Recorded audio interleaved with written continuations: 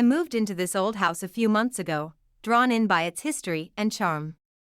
But 2 weeks ago, while doing laundry in the basement, I stumbled upon a small door I was sure hadn't been there before. Curiosity got the better of me, and I opened it to find a tiny room, its walls covered in faded scrawls. Phrases like "don't let her in" and "only safe at dawn" sent chills down my spine. When I went back upstairs, I thought I saw the door close on its own. That night, I couldn't shake the feeling of dread. The next morning, the door was gone, as if it had never existed. Just when I thought I'd imagined it, I noticed the words "don't let her in" scratched into the wall above my bed.